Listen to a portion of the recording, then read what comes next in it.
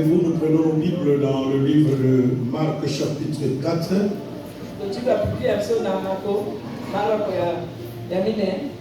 35 à 41. Verset déclare. Ce même jour, sur le soir, Jésus leur dit, passons à l'autre bord. Après avoir envoyé la foule, ils les menèrent dans la barque où il s'est trouvé. Et il y avait aussi d'autres barques avec lui. Il s'éleva un grand tourbillon et le flot s'est jeté dans la barque au point qu'elle s'est remplissée déjà.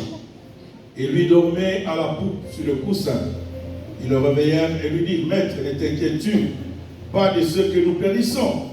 S'étant réveillé, il menaça le vent et dit à la mer, silence, tais-toi. Et le vent cessa, il eut un grand calme. Puis il leur dit, pourquoi avez-vous ainsi peur? Comment n'avez-vous point de foi? Ils furent saisis d'une grande frayeur et ils se dirent les uns aux autres, quel est donc celui-ci à qui obéissent même le vent et la mer, parole du Seigneur. Amen. On acclame très fort, veuillez vous asseoir.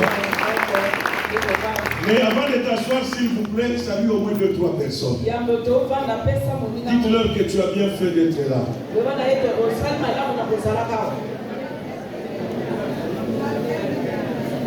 Salut au moins 2-3 personnes. Déplace-toi. Ça fait toute la semaine que tu ne les as pas vus.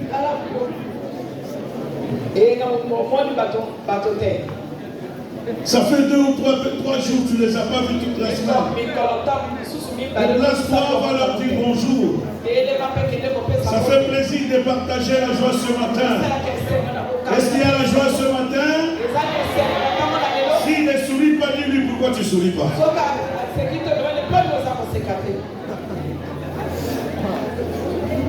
This is my soul. I send your God to thee. How great thou art, how great thou art. This is my soul, I send your God to thee. How great thou art, how great thou art. Dieu tout-puissant, car mon cœur considère tout l'univers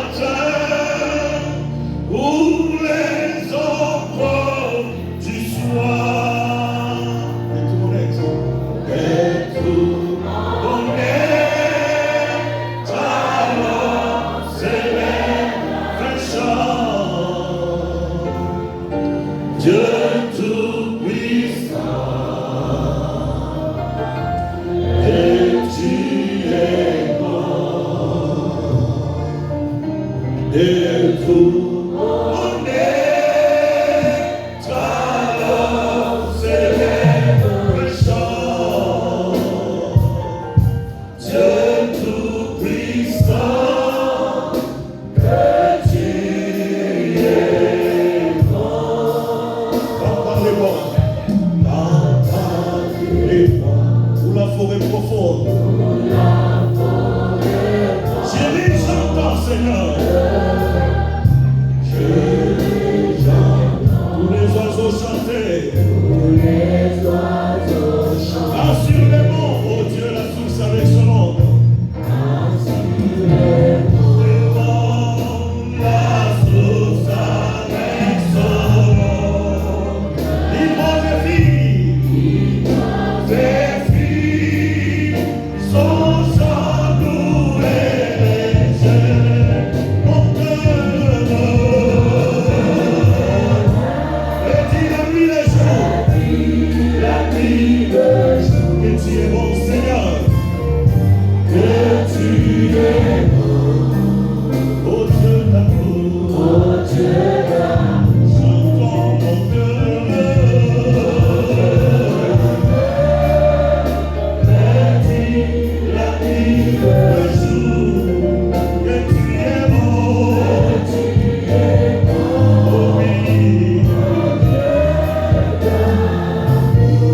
Et quand je songe au sublime mystère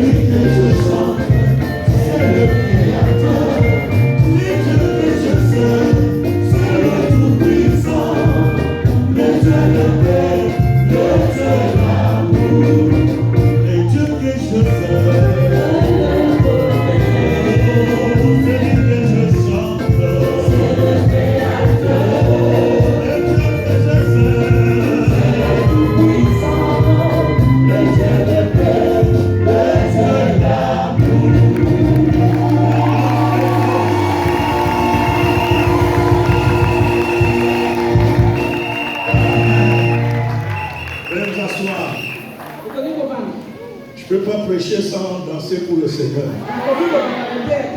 Je connais ce Dieu où est-ce qu'il m'a tiré. Et je lui donne toujours gloire et honneur. Car il le mérite. Et je dis merci encore pour l'homme de Dieu, le fait que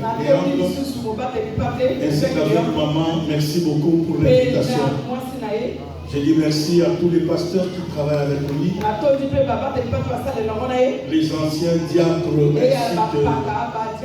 les protocoles sécurité, que Dieu bénisse, ainsi qu'à toute l'église qui m'avait accepté et vous apporter la parole.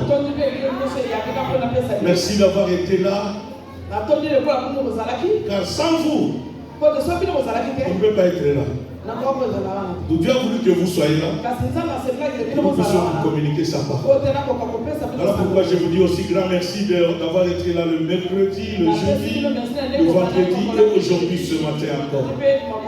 Que Dieu vous bénisse. Ce matin, nous allons conclure notre message sur passons à une nouvelle étape. La conclusion que je veux donner ce matin, je l'ai intitulé la déclaration prophétique de la parole. La déclaration prophétique de la parole. Tu ne peux pas passer à une autre étape si tu ne déclares pas. Il y a des tempêtes qui se passent dans ta vie.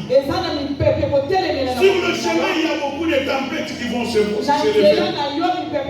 Tu es appelé à faire une déclaration prophétique.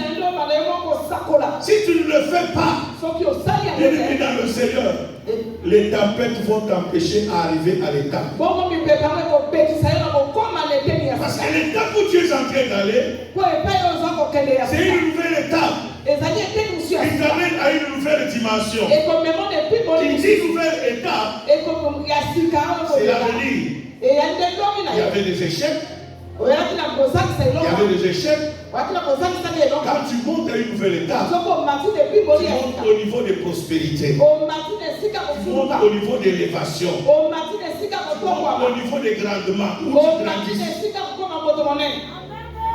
Dis t'amène plus fort. Amen. C'est ça le nouveau état. C'est ça la nouvelle étape. Et ici, la déclaration prophétique signifie la confession de la foi manifestée.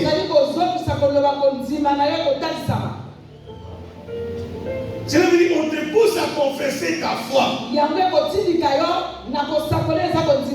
vie chrétienne sans la foi, c'est zéro. Car la Bible déclare, le juste vivra pas.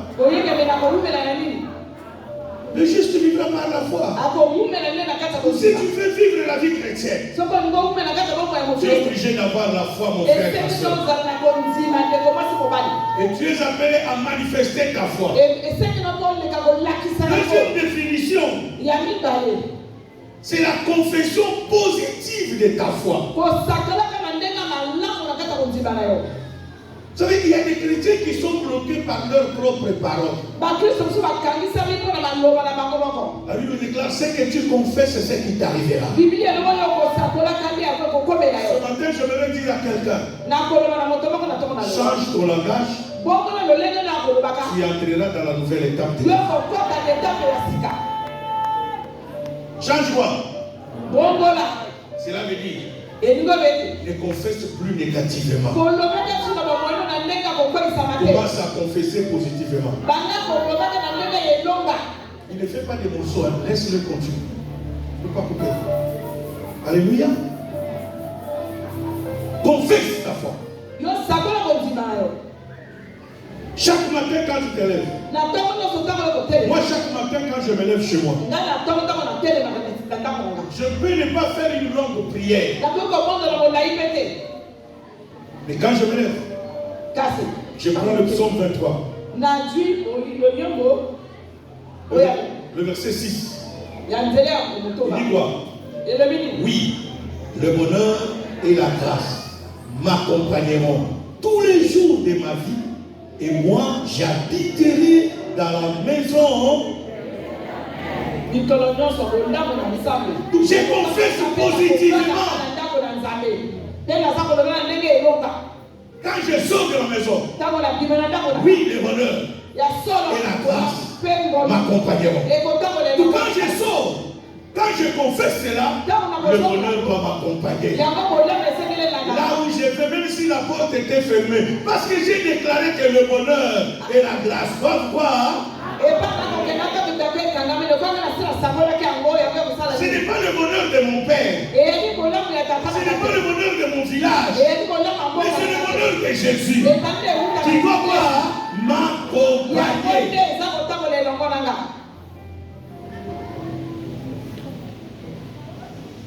Et le but de mon message ce matin,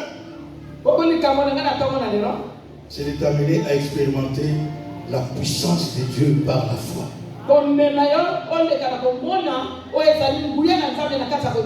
C'est de t'amener à être toujours positif dans la vie. Même si les gens te déclarent autre chose, tu dois changer. Laisse le monde dire de toi ce qu'il veut. Mais ce n'est pas ce que Dieu dit de toi. J'étais trop jeune quand j'ai voulu me marier. Quand je suis allé voir mon père, j'ai dit, je venais de me convertir à peine 2 ans. Je suis allé voir mon père, je vais me marier. Mon père me dit, laisse-moi réfléchir. Il est allé voir mon frère. Non, lui, papa est allé voir mon frère. Et mon frère lui dit ceci. Si tu vas avoir des problèmes dans ce monde, encourage ce voyou de se marier. Pour mon frère, j'étais qui? Est-ce que je parle à quelqu'un? Dans ta famille, on t'appelle qui? Qu'est-ce qu'on te traite chez toi? Bien-aimé, écoutez-moi très bien ce matin. Je suis venu changer la mentalité de quelqu'un ce matin. Je suis venu changer la position de quelqu'un ce matin.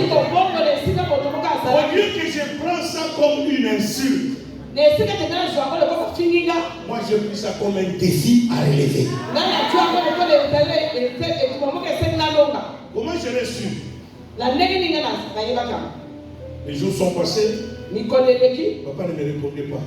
Je suis le troisième de la famille. Notre soeur aînée est venue chez nous.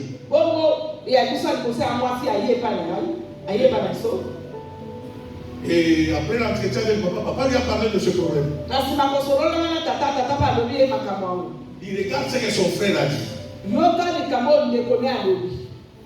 La soeur a noté cela. Et quand il voulait repartir chez elle, elle m'a dit de l'accompagner. Et chemin faisant, elle m'a raconté l'histoire. Oh, voilà pourquoi ton père ne te répond pas. Parce que son fils lui a dit que s'il veut avoir des problèmes dans ce monde, il faut qu'il encourage ce voyou. Il ne sait pas par où commencer à te raconter cela. Voilà pourquoi il garde silence. Mais moi je t'encourage de te marier. Parce que j'avais dit à ma soeur, je suis si jeune que je viens de me convertir. J'étais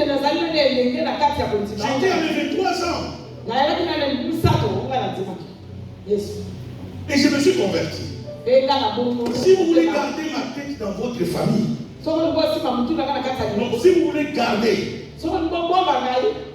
ma tête dans votre famille, encouragez-moi de me marier. Si vous m'interdisez, je vais repartir dans le monde. Parce que vous ne savez pas ce qui m'a poussé à me convertir. Ma soeur dit, moi je ne veux pas te perdre. Moi je t'encourage de te marier.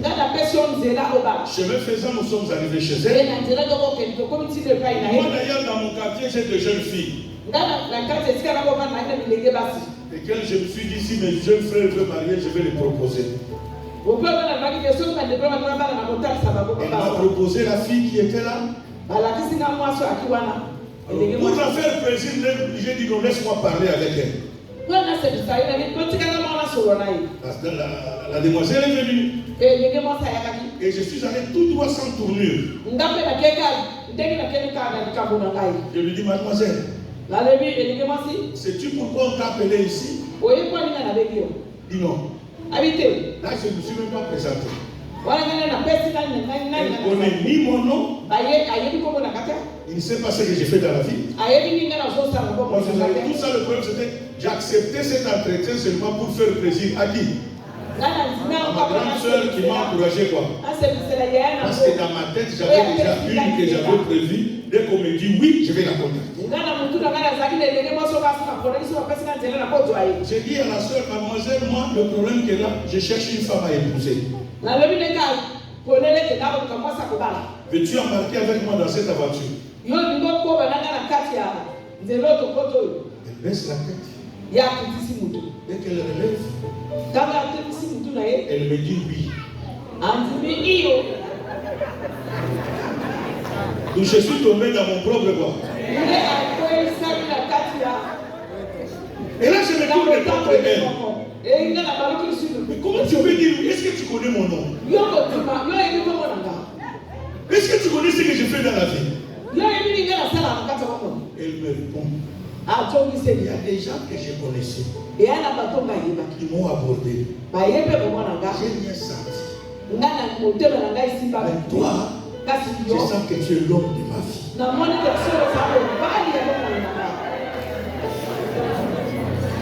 Célibataire, est-ce que vous êtes là? Surtout les sœurs, quand un frère vient avec une prophétie, n'accepte pas. De la même façon, il va t'aimer par prophétie, c'est de la même façon qu'il va te réputer aussi par quoi? Il viendra encore te dire que Dieu m'a dit. Il faut que quelqu'un soit tout droit avec toi. Et pas quelqu'un, mais tu ne vois pas que chaque jour je suis avec toi, tu ne comprends rien. Non, non. Il ne bouge pas.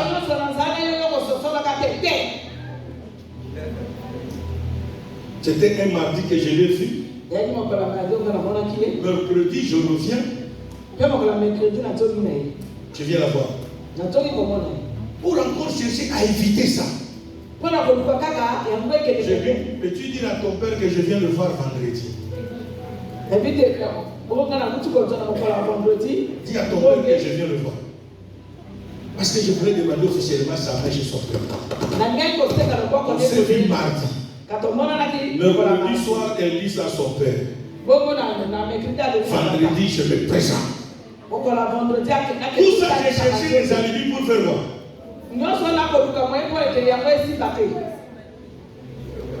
J'arrive là-bas, papa me regarde.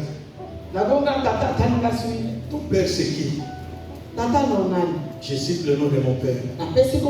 Il prie où?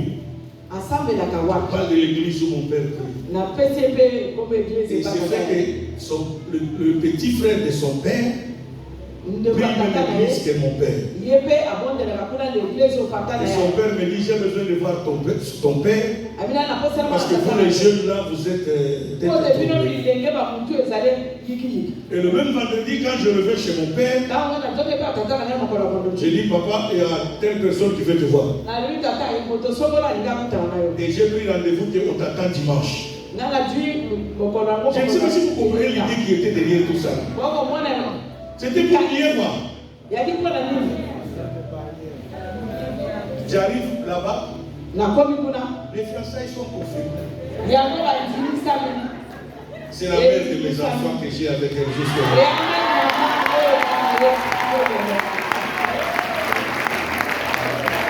au mois de novembre, nous fêtons 39 ans de vie commune. Le témoignage que je viens vous donner, j'ai voulu seulement vous dire ceci. C'est lui qui m'avait déclaré voyou. Je ne sais pas combien de femmes qu'il a chancé dans ça.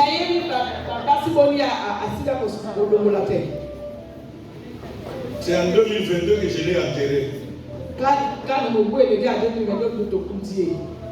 Divorcé. Alors, qui est voyou? Tu es en train de parler à quelqu'un ce matin. Qui était voyou? C'est lui ou c'est moi? Parce que lui, je ne sais pas combien de femmes qu'il a changé. Moi, je suis resté avec mon unique femme jusqu'à ce jour. C'est pour te dire quoi? Ne suis pas ce que le monde dit de toi. Le monde peut te dire que tu n'es pas intelligent. Mais pour Dieu, tu es intelligent. La société peut dire que tu ne réussiras jamais.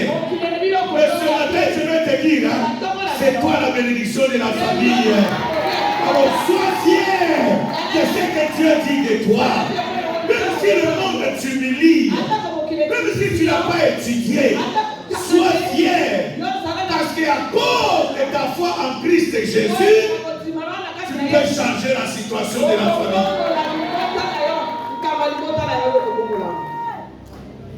Nous allons prendre un texte que nous avons lu.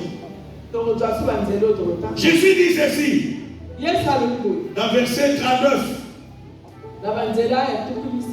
Jésus dit dans verset 39 de Marc 4. Écoutez, verset 39, Marc 4. S'étant réveillé, il menaça le vent et dit: silence, tais-toi. Et le vent cessa.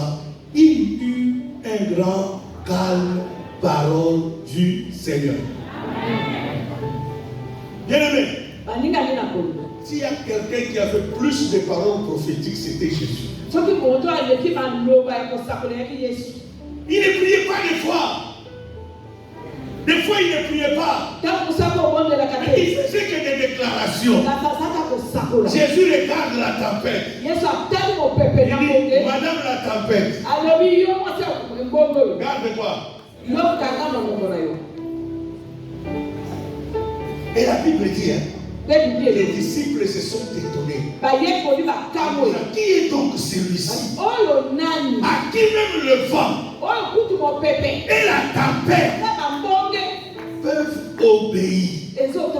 Bien-aimé, cette puissance-là, Christ nous l'a donnée. Voilà pourquoi Paul dit: Christ en nous, l'espérance de la gloire. Si Christ est en toi, ma soeur, mon frère, cette parole prophétique, tu l'as. C'est ton amène qui ne m'encourage pas d'avancer. Donc je suis en train de te dire, arrête de te sous-estimer. Tu as le pouvoir d'arrêter la tempête, d'arrêter les situations difficiles qui se posent dans ta vie. Tu as le pouvoir. Et ce pouvoir, tu l'as eu depuis le jour où tu as reçu Christ comme Seigneur et roi et Sauveur. Voilà pourquoi la Bible dit: ce que vous lirez sur la terre sera le problème, c'est que tu ne crois pas. Ce matin, je veux t'amener à croire à une autre dimension de la foi. Croire que le monde peut dire que je suis voyou. Je n'accepterai pas que je suis voyou. Au lieu de prendre ça, le mot voyou comme insulte, ce matin, je suis venu te dire: prends ça comme un défi à moi. Est-ce que pendant ces 39 ans de vie commune, il n'y a pas eu de problème qui pouvait même me pousser à me séparer d'elle? Il y en avait. Parce que je savais. Ça, c'est un défi à quoi? Je suis appelé à réussir et non à quoi? À échouer. Voilà pourquoi la Bible dit: vous serrez la tête jamais quoi? Ce n'est pas un slogan. C'est une réalité. Pour que cela arrive, commence toi-même. Tu te lèves là où tu es. Tu dis: j'ai été appelé à réussir et non à quoi? Est-ce que quelqu'un peut le faire? Quelqu'un peut le faire. Parce que tu n'as pas la main sur la poitrine. Tu t'appelles par ton nom. Tu dis que Néhémie Kabeya, je suis appelé à réussir et non à quoi? À échouer. J'ai été appelé à avancer et non à reculer. J'ai été appelé à réussir et non à échouer. J'ai été appelé à être riche, jamais pauvre. J'ai été appelé à être grand, jamais petit. C'est à cela que Dieu m'a appelé. Est-ce que quelqu'un peut le confesser très fort? Confesse-le très fort. Que tu as été appelé à réussir, jamais à échouer. Que Dieu te bénisse. Assois-toi. 2 Rois chapitre 4, versets 18 à 23. Deuxième livre de Roi.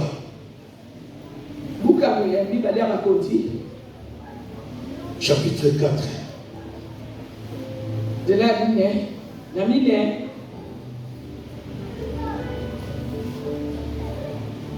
18 à 23, la Bible déclare. L'enfant grandit et un jour qu'il était allé trouver son père vers le moissonneur. Il dit à son père, ma tête, ma tête. Le père dit à son serviteur, porte-le à sa mère. Le serviteur l'emporta et l'amena à sa mère. Et l'enfant resta sur les genoux de sa mère jusqu'à midi, puis il mourut. Elle monta, le coucha sur le lit de l'homme de Dieu, ferma la porte sur lui et sortit. Elle appela son mari et dit, envoie-moi, je te prie, un serviteur et une ânesse, et je vais aller en hâte vers l'homme de Dieu, et je reviendrai. Et il dit, pourquoi veux-tu aller aujourd'hui vers lui? Ce n'est ni nouvelle lune, dit Saba. Elle répondit, tout va bien. Parole du Seigneur. Amen. J'ai pris cet exemple pour te dire que ceux-là qui réussissent ne sont pas des extraterrestres. Ils sont comme toi et moi. Cette femme qu'on appelle Tsunamite, on ne donne pas son nom. Tsunamite, c'est le nom de la ville où elle habite. C'est comme toi qu'on t'appelle Brazzavillois. Quelqu'un de Pointe-Noire, on appelle qui? Pontevedra. Quelqu'un de Kinshasa, on appelle qui? Kinois. C'est comme ça qu'on appelle aussi quoi? Tsunamite. Elle habitait la ville de Soudan. Elle avait un problème. Son problème c'est quoi? Ils ont passé toutes les années avec son mari. Ils n'ont pas eu des enfants. Ils ont consulté le médecin. Les médecins leur ont dit, même si vous changez de partenaire, vous deux là, vous êtes stériles. Vous n'aurez jamais les enfants. Et ils ont continué à vivre. Mais comme elle était chrétienne, elle était croyante. Un jour, elle était au balcon de sa maison. Comme à cette époque, il n'y avait pas de télévision. La télévision, c'était sortir sur le balcon. Regardez quoi? Les passants qui passent quoi? C'est comme ça qu'elle était au balcon de sa maison. Son mari était un grand fermier. Il était un grand monsieur. Il y avait des champs qui produisaient beaucoup. C'était un homme riche. Et la Bible déclare, cette femme au balcon, elle a envoyé des gens passer sur son homme. Elle a vu un homme qui était spécial.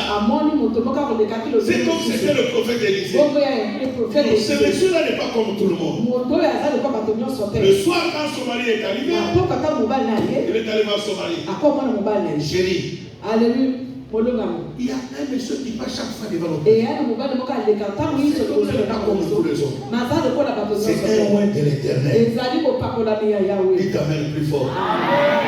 Et comme invité, c'est comme chez nous manger. Comme l'homme savait Il ne pouvait pas soupçonner sa femme. Parce qu'on lui a dit que même si vous changez de partenaire, vous n'aurez jamais pas. L'homme a dit tout bonnement, oui, il n'y a pas de problème chez vous. Que je sois là ou pas, tu peux l'éviter. Même si je ne suis pas là, tu pourras l'éviter. Et c'est comme ça que la femme a évité.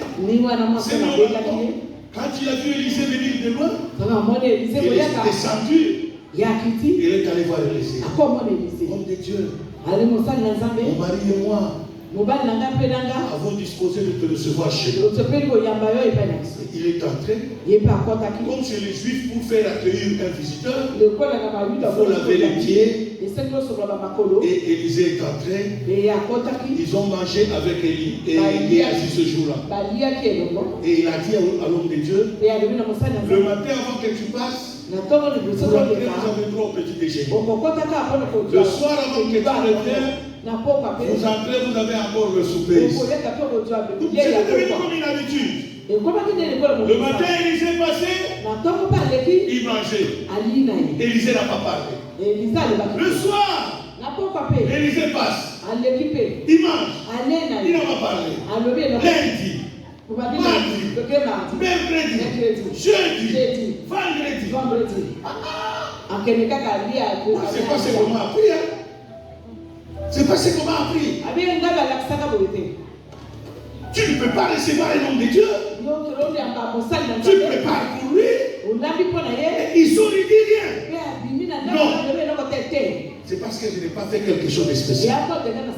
Elle me dit, le lendemain, la femme dit à son mari, chérie, permets-moi de préparer une chambre haute afin que l'homme de Dieu se déplace de là où il habite. Qu'il vienne dormir ici.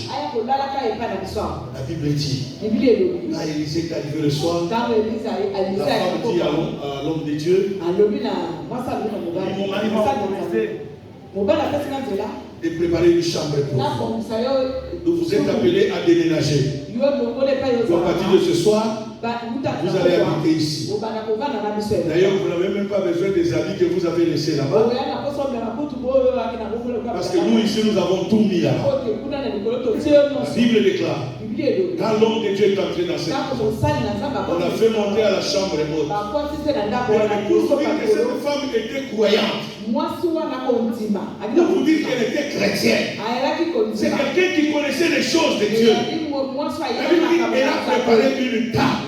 Et elle a mis un chandelier. Waouh! Alléluia! Elle a mis quoi? Un chandelier. Pour dire que quand l'homme de Dieu se retirera chez nous, il a le temps pour travailler.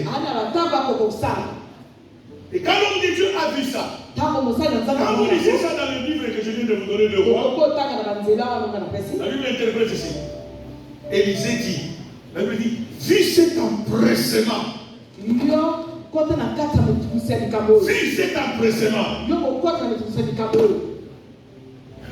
Élisée est étonné de voir tout ce qu'elle a vu dans la chambre. Élisée appelle la femme. Il appelle d'abord Géasi. Il appelle ton frère à cette femme. Va la dire. Veux-tu que je demande au roi? Il lui donne des gardes du corps. La femme répond par Géasi. Dis à l'homme de Dieu, je n'ai pas besoin de garde du corps. Ma ville s'appelle Sunem. La ville s'appelle Sunem. Sunem veut dire ville de repos. Donc je n'ai pas besoin de garde du corps. Parce que personne ne m'inquiète. Personne ne vient m'inquiéter ici. Le prophète pose la question. Que peut-on faire pour lui? C'est Géasi qui répond. L'homme de Dieu, dans un adage en disant, sais-tu que depuis que nous sommes entrés dans cette maison, as-tu vu une assiette en porcelaine s'est cassée? Ça n'y a pas. Où as-tu vu un verre cassé? Élisée pose la question à Jésus. Sois clair, qu'est-ce que tu veux dire? Ceux-là qui cassent les verres, ils sont pas dans la maison. En d'autres termes, cette femme n'a pas quoi? Élisée dit, appelle-la. On appela la femme. Élisée dit à la femme, note bien la date d'aujourd'hui. À cette date-ci, l'année prochaine, tu embrasseras quoi? Tu embrasseras quoi? Tu embrasseras quoi? Non, réponds-moi très fort. Tu embrasseras quoi? À cette même époque. La femme répond. Selon les résultats des médecins qu'il avait consultés, il lui avait dit elle est son mari, même si elle changeait de partenaire, elle n'aura jamais quoi. Je suis en train de parler à quelqu'un qui a un cas difficile auquel on t'a dit que toi c'est déjà fini. Mais moi je suis venu te dire que le Dieu que je confesse ce matin, il est encore dans le business des miracles. Il est encore dans le business des miracles. Il n'a pas encore arrêté d'agir. Il est le même hier, aujourd'hui et... Élisée dit, madame, quel que soit ce qu'on t'a dit, je ne t'ai pas dit que tu seras enceinte. Moi je te dis que l'année prochaine, tu vas quoi? L'embrasser. Et la Bible continue. À cette même époque, la femme a eu l'enfant. Pas selon la parole de Dieu. Mettez-moi le verset 17. Écoutez un peu, c'est ce qui me choque toujours. Église, réveillez-vous ce matin. Je suis en train de vous dire des choses très graves. Et des fois, je n'ai même pas besoin de te poser la main. Par cette parole seulement, il y a un miracle qui va se produire dans mon vie. Le verset 17, écoutez. Cette femme devint enceinte et elle enfanta un fils à la même époque, l'année suivante, comme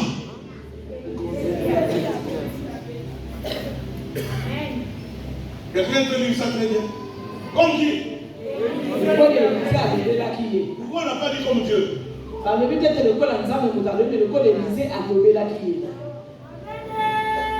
Pourquoi on n'a pas dit comme Dieu? Est-ce qu'Élisée donne les enfants? Alléluia. Est-ce qu'Élisée donne les enfants? Elle a eu l'enfant l'année prochaine. Selon la parole d'Élisée. La Bible dit dans Esaïe, Dieu est derrière la parole de ses serviteurs pour l'accomplir. C'est pour que vous compreniez le miracle que Dieu met dans ses serviteurs. Ton miracle est bloqué parce que tu ne crois pas. Et ça, c'est la maladie dans le monde francophone. Dans le monde anglophone. Surtout si tu as déjà fait des cadeaux à un pasteur. Tu crois qu'il est devenu ton garçon de course. Non. C'est quelqu'un qui a investi de la puissance de Dieu. Élisée n'a pas prié. Élisée a dit, à cette même époque, l'année prochaine, tu feras quoi? Et la même année, la femme a dit quoi? Selon quoi? Voilà le problème où nous sommes.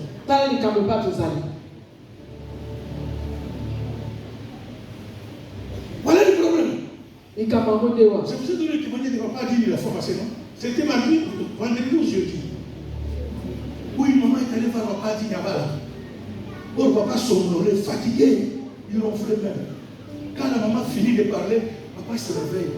Il dit, ma fille, que Dieu te bénisse. Mais cette femme a cru. Elle est partie et elle a rencontré son père. Bien aimé, j'ai compris même il faut avoir du respect envers des hommes de Dieu. Parce qu'il faut un mandat spécial de la part de Dieu.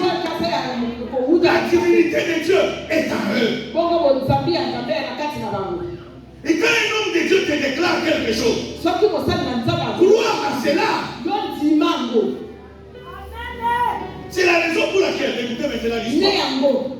La Bible déclare, cet enfant a grandi. Il est arrivé au temps d'aller même au champ avec son père. Un jour, il est allé au champ.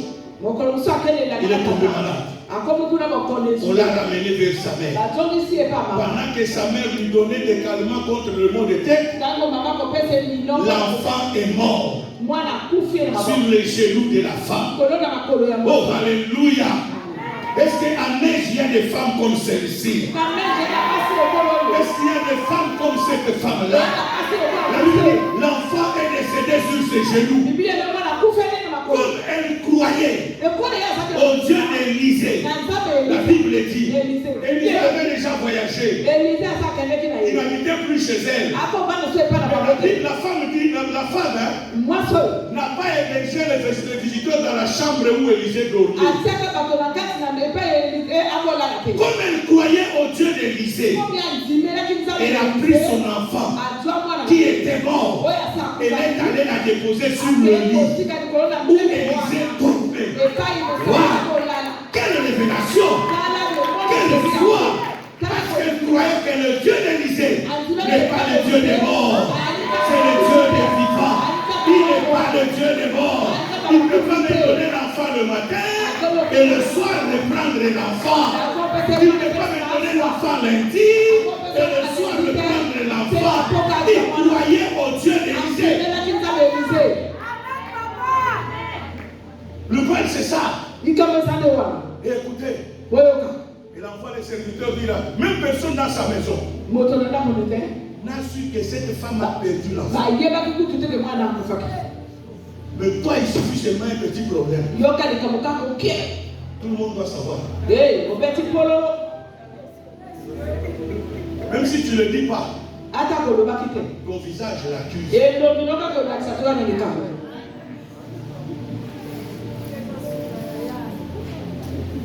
Mon évêque, je sais que moi maintenant je ne prie pas pour les gens à cause de ça.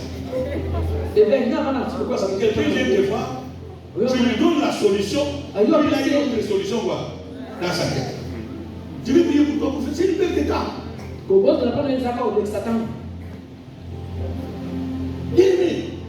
Quand tu viens voir un serviteur de Dieu, crois qu'il est avec Dieu.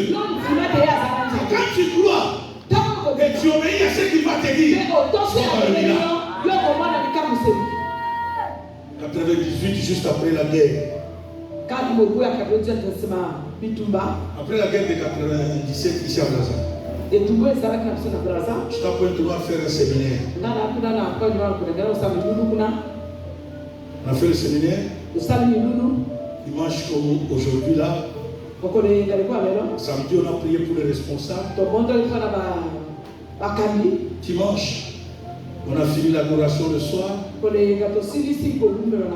Nous étions au siège là où on préparait pour nous pour manger. Nous sommes assis dehors. Et nous étions assis sur les chaises. L'une des mamans parmi les responsables n'était pas là samedi. Elle vient après l'adoration. Nous sommes au siège, nous sommes assis sur le siège. Elle vient. Oh homme de Dieu, je me suis dit hier, je n'étais pas à la réunion. Vous avez prié pour les responsables. Je suis venu que vous priez pour moi aussi. Que ma vie aussi soit impactée. Je ne sais pas bien aimé, poussé par l'esprit. Papa évêque, je me tourne vers la maman. Je dis à la maman, maman, qu'est-ce que tu es venu chercher? Es-tu véritablement venu chercher la bénédiction? Ou tu es venu nous ensorceler? Et papa, je suis venu vous voir. Suis-moi avec la caméra. J'étais assis comme ça. Elle était assise là. Entre elle et moi. Donc, elle est assise entre moi et un autre serviteur. Nous avons parlé, je me suis mis debout. Je suis revenu, je me suis assis. Je regarde la maman. Qu'est-ce que tu es venu chercher? Et tu es venu nous envoûter ou bien tu es venu chercher le mal? Bien aimé, là où un roi de l'Éternel touche, et si on parle de pas, il y a une table à signer. quand tu touches, tu as signé. Cette femme a mis son enfant où? Moi, si on a dit moi natie wapi. Na mbetoyo. Là où un roi de l'Éternel de Dieu touche, et si on parle de le mal c'est ça dans la francophonie. Nous parlons la foi dans la bouche. Mais possible de manifester cela. Cette femme, avant d'aller voir Élisée, elle a pris son enfant et l'a mis dans le lit parce qu'elle croyait que c'est grâce à l'onction de cet homme-là que bon, aujourd'hui j'ai pu voir un enfant là où j'étais condamné de ne pas voir des enfants.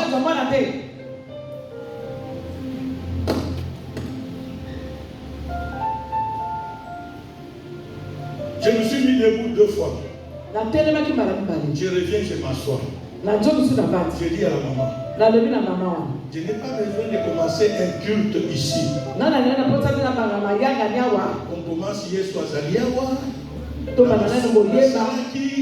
et l'homme a Ezali pour qu'on arrive à prêcher afin que tu aies la foi. Si tu crois que moi, je suis un roi de l'Éternel, je n'ai pas besoin de poser les mains. Ma chaise là où j'étais assis là, il y a une grâce de Dieu. Je me suis levé pour la 2e fois. Je suis revenu m'asseoir. J'ai dit, maman, qu'est-ce que tu cherches? Vous savez, les francophones, nous sommes comme Naman. Comme nous étions habitués aux cérémonies chez les Mandona. Nous croyons que même à l'église aussi, on doit appliquer quoi? Les cérémonies. Il faut voir que les Mandona se mettent les ngola sur le visage, sur le corps. Comme ça, quand il va te dire passe entre les jambes, là tu crois qu'il y a un miracle. Ici, il n'y a pas passé dans les jambes. Ici, on te dit crois seulement et tu verras la gloire de Dieu.